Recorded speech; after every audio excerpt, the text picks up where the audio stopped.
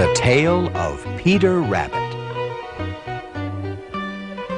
Once upon a time, there were 4 little rabbits, and their names were Flopsy, Mopsy, Cottontail, and Peter.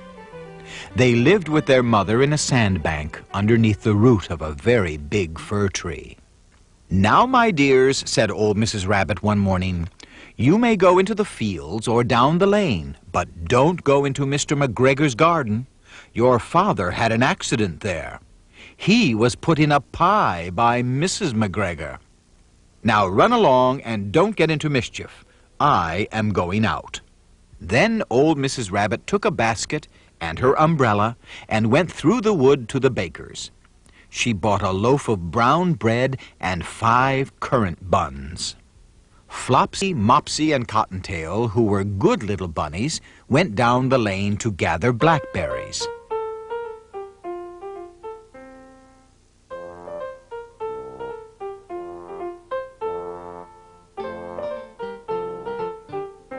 But Peter, who was very naughty, ran straight away to Mr. McGregor's garden and squeezed himself under the gate. First he ate some lettuces and some French beans, and then he ate some radishes, and then, feeling rather sick, he went to look for some parsley. But round the end of a cucumber frame, whom should he meet but Mr. McGregor? Mr. McGregor was on his hands and knees planting young cabbages, but he jumped up and ran after Peter, waving a rake and calling out, "Stop, thief!" Peter was most dreadfully frightened. He rushed all over the garden, for he had forgotten the way back to the gate. He lost one of his shoes among the cabbages and the other shoe amongst the potatoes. After losing them, he ran on 4 legs and went faster and faster, so that I think he might have gotten away altogether if he had not unfortunately run into a gooseberry net and got caught by the large buttons on his jacket. It was a blue jacket with brass buttons, quite new. Peter finally gave himself up for lost and shed big tears.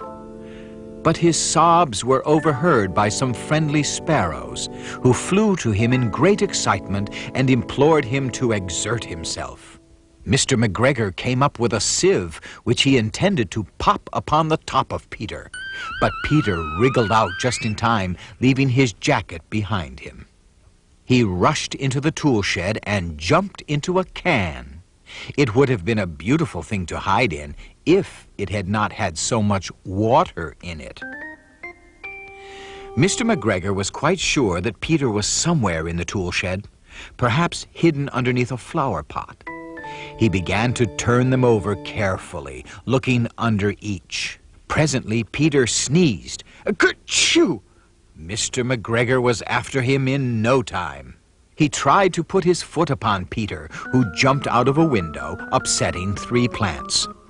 The window was too small for Mr. McGregor, and he was tired of running after Peter, so he went back to his work. Peter sat down to rest. He was out of breath and trembling with fright, and he had not the least idea which way to go. And he was very damp with sitting in that can. After a time, he began to wander about, going lippity-lippity, not very fast, and looking all around. He found a door in a wall, but it was locked, and there was no room for a fat little rabbit to squeeze underneath. An old mouse was running in and out over the stone doorstep, carrying peas and beans to her family in the wood. Peter asked her the way to the gate, but she had such a large pea in her mouth that she could not answer. She only shook her head at him. Peter began to cry. Then he tried to find his way straight across the garden, but he became more and more puzzled. Presently he came to a pond where Mr. McGregor filled his water cans, and there a white cat was staring at some goldfish. She sat very, very still, but now and then the tip of her tail twitched as if it were alive. Peter thought it best to go away without speaking to her, for he had heard about cats from his cousin, little Benjamin Bunny. He went back towards the tool shed, but suddenly, quite close to him, he heard the noise of a hoe. Scritch, scratch, scratch, scritch. Peter scuttered underneath the bushes, but when nothing happened, he came out and climbed upon a wheelbarrow and peeped over. The first thing that he saw was Mr. McGregor hoeing onions. His back was turned towards Peter, and beyond him was the gate. Peter got down very quietly off the wheelbarrow and started running as fast as he could go along a straight walk behind some black currant bushes. Mr. McGregor caught sight of him at the corner, but Peter did not care. He slipped underneath the gate and was safe at last in the wood outside the garden. Mr. McGregor hung up the little jacket and the shoes for a scarecrow to frighten the blackbirds. Peter never stopped running, nor did he look behind him till he got home to the big fir tree. He was so tired that he flopped down upon the nice soft sand on the floor of the rabbit hole and shut his eyes. His mother was busy cooking. She wondered what he had done with his clothes. It was the second little jacket and pair of shoes that Peter had lost in a fortnight. I am sorry to say that Peter was not very well during the evening. His mother put him to bed and made some chamomile tea and gave him a large dose of it. 1 tablespoonful to be taken at bedtime. But Flopsy, Mopsy, and Cottontail had bread and milk and blackberries for supper.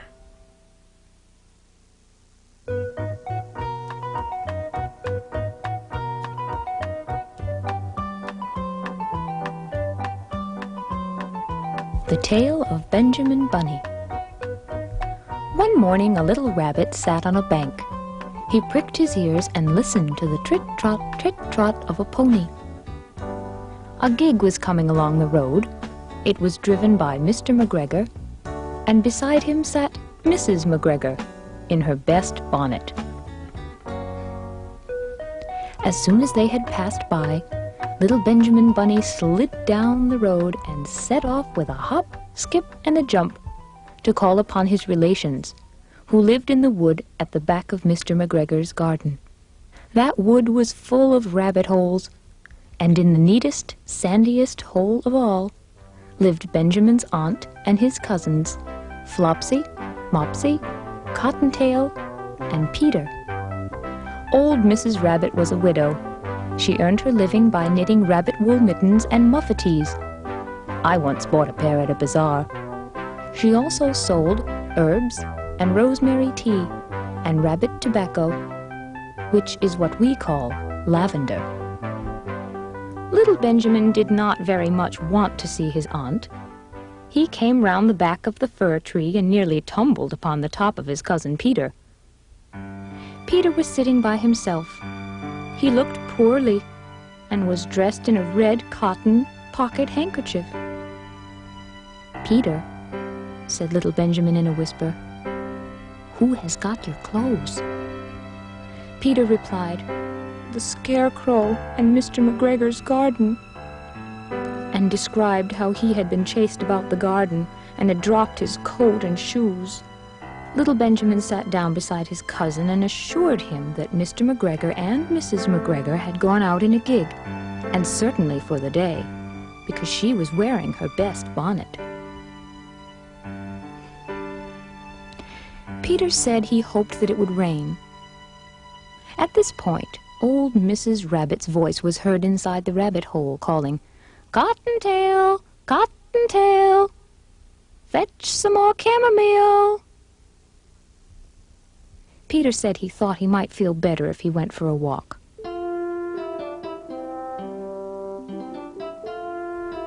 They went away hand in hand and got upon the flat top of the wall at the bottom of the wood, where from here they looked down on Mr. McGregor's garden. Peter's coat and shoes were plainly to be seen upon the scarecrow, topped with an old tam-o'-shanter of Mr. McGregor's. Little Benjamin said, "It spoils people's clothes to squeeze under a gate. The proper way to get in is to climb down a pear tree." Peter fell down head first, but it was of no consequence, as the bed below was newly raked and quite soft. It had been sown with lettuces. They left a great many odd little footmarks all over the bed, especially little Benjamin, who was wearing clogs. Little Benjamin said that the first thing to be done was to get back Peter's clothes, in order that they might be able to use the pocket handkerchief. They took them off the scarecrow. There had been rain during the night, so there was water in the shoes, and the coat was somewhat shrunk. Benjamin tried on the tam-o'-shanter, but it was too big for him. Then he suggested that they should fill the pocket handkerchief with onions, as a little present for his aunt. Peter did not seem to be enjoying himself. He kept hearing noises. Benjamin was perfectly at home and ate a lettuce leaf. He said that he was in the habit of coming to the garden with his father to get lettuces for their Sunday dinner. The name of little Benjamin's papa was old Mr. Benjamin Bunny. The lettuces were certainly very fine. Peter did not eat anything. He said he should like to go home. Presently, he dropped half the onions. Little Benjamin said that it was not possible to get back up the pear tree with a load of vegetables. He led the way boldly toward the other end of the garden. They went along a little walk on planks under a sunny red brick wall.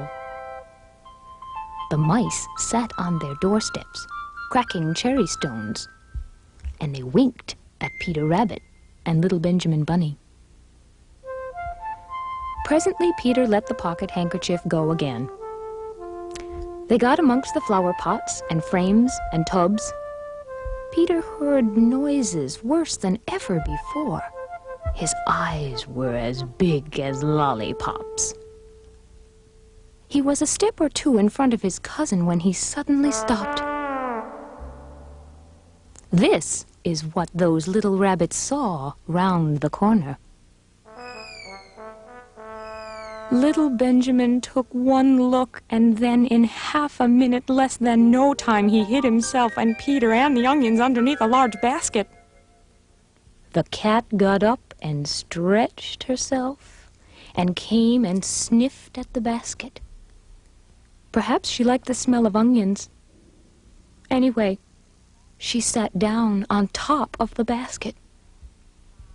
She sat there for 5 hours.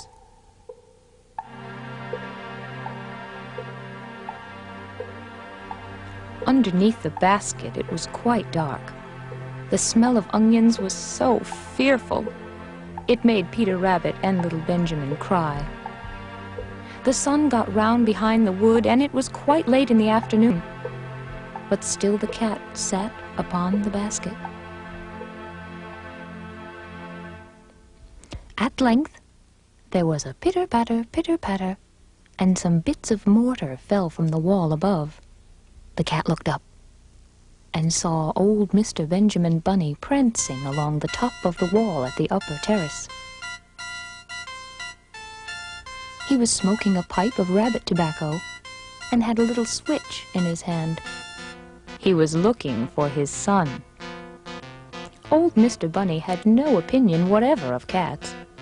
He took a tremendous jump off the top of the wall onto the top of the cat and cuffed it off the basket and kicked it into the greenhouse, scratching off a handful of fur. The cat was too much surprised to scratch back. When old Mr. Bunny had driven the cat into the greenhouse, he locked the door. Then he came back to the basket and took out his son, Benjamin, by the ears and whipped him with his little switch. Then he did the same to his nephew Peter. Then he took out the handful of onions and marched out of the garden.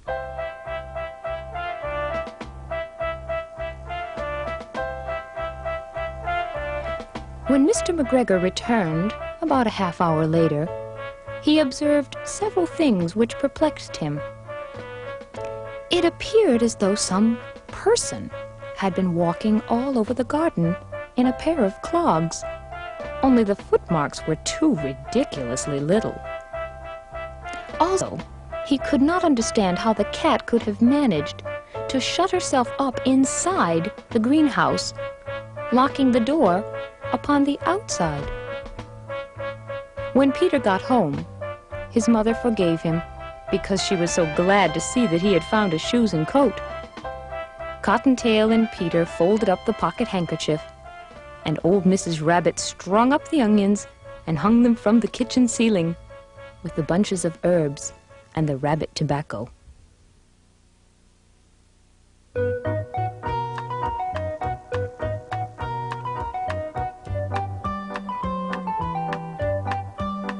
The Tale of the Flopsy Bunnies. It is said that the effect of eating too much lettuce is soporific. I have never felt sleepy after eating lettuces, but then I am not a rabbit. They certainly had a very soporific effect upon the Flopsy Bunnies. When Benjamin Bunny grew up, he married his cousin Flopsy. They had a large family, and they were very improvident and cheerful. I do not remember the separate names of their children. They were generally called the Flopsy Bunnies. As there was not always quite enough to eat, Benjamin used to borrow cabbages from Flopsy's brother, Peter Rabbit, who kept a nursery garden. Sometimes Peter Rabbit had no cabbages to spare. When this happened, the Flopsy Bunnies went across the field to a rubbish heap in the ditch just outside Mr. McGregor's garden.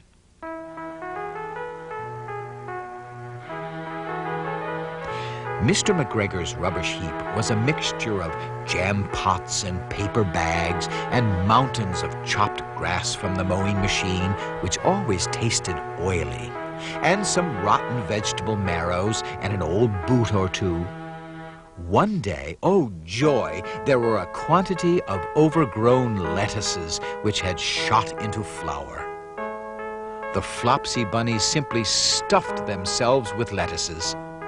By degrees, one after another, they were overcome with slumber and lay down in the mown grass. Benjamin was not so much overcome as his children. Before going to sleep, he was sufficiently wide awake to put a paper bag over his head to keep off the flies. The little Flopsy Bunnies slept delightfully in the warm sun, while from the lawn beyond the garden came the distant clackety sound of the mowing machine. The blue bottles buzzed about the wall, and a little old mouse picked over the rubbish among the jam pots. I can tell you her name. She was called Thomasina Tittlemouse, a wood mouse with a long tail. She rustled across the paper bag and awakened Benjamin Bunny. The mouse apologized profusely and said that she knew Peter Rabbit. While she and Benjamin were talking close under the wall, they heard a heavy tread above their heads. And suddenly, Mr. McGregor emptied out a sack full of lawn mowings right upon the top of the sleeping Flopsy Bunnies. Benjamin shrank down under his paper bag, while the mouse hid in a jam pot. The little rabbits smiled sweetly in their sleep under the shower of grass. They did not awake because the lettuces had been so soporific. They dreamt that their mother Flopsy was tucking them up in a hay bed. Mr. McGregor looked down after emptying his sack. He saw some funny little brown tips of ears sticking up through the lawn mowings and stared at them for some time. Suddenly a fly settled on one of them and it moved. Mr. McGregor climbed down onto the rubbish heap. 1, 2, 3, 4, 5, 6 little rabbits, he said as he dropped them into his sack. The Flopsy Bunnies dreamt that their mother was turning them over in bed. They stirred a little in their sleep, but still they did not wake up. Mr. McGregor tied up the sack and left it on the wall and went to put away the mowing machine. While he was gone, Mrs. Flopsy Bunny, who had remained at home, came across the field. She looked suspiciously at the sack and wondered where everybody was. Then the mouse came out of her jam pot, and Benjamin took the paper bag off his head, and they told the doleful tale. Benjamin and Flopsy were in despair. They could not undo the string. But Mrs. Tittlemouse was a resourceful person. She nibbled a hole in the bottom corner of the sack. The little rabbits were pulled out and pinched to wake them. Their parents stuffed the empty sack with 3 rotten vegetable marrows, an old blacking brush, and 2 decayed turnips. Then, hiding under a bush, they all watched for Mr. McGregor. Mr. McGregor came back and picked up the sack and carried it off. He carried it hanging down as if it were rather heavy. The Flopsy Bunnies followed at a safe distance. They watched him go into his house, and then they crept up to the window to listen. Mr. McGregor threw down the sack on the stone floor in a way that would have been extremely painful to the Flopsy Bunnies if they had happened to have been inside it. They could hear him drag his chair on the flags and chuckle. 1, 2, 3, 4, 5, 6 little rabbits, said Mr. McGregor. Eh, what's that? What have they been spoiling now? Inquired Mrs. McGregor. 1, 2, 3, 4, 5, 6 little fat rabbits, repeated Mr. McGregor, counting on his fingers. 1, 2, 3. Don't be silly. What do you mean, you silly old man? In the sack. 1, 2, 3, 4, 5, 6, replied Mr. McGregor. The youngest Flopsy Bunny got upon the windowsill.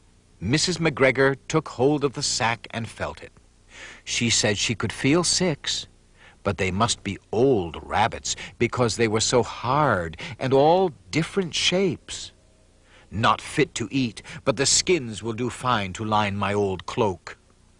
Line your old cloak? Shouted Mr. McGregor. I shall sell them and buy myself baccy. Rabbit tobacco! I shall skin them and cut off their heads.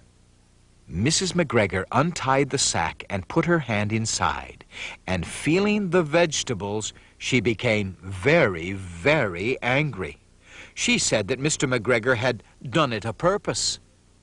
And Mr. McGregor was very angry, too. One of the rotten marrows came flying through the kitchen window and hit the youngest Flopsy Bunny. It was rather hurt. Then Benjamin and Flopsy thought that it was time to go home. So Mr. McGregor did not get his tobacco, and Mrs. McGregor did not get her rabbit skins. But next Christmas, Thomasina Tittlemouse got a present of enough rabbit wool to make herself a cloak and a hood, and a handsome muff and a pair of warm mittens.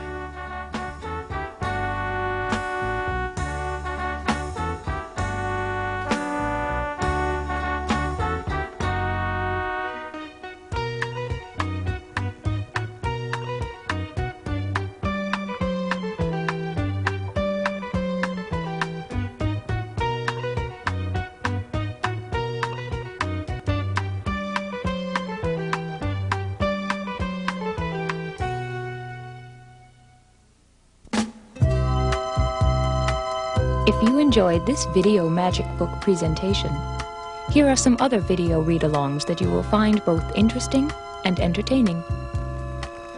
Becoming Real Forever, based on the classic children's story The Velveteen Rabbit by Marjorie Williams.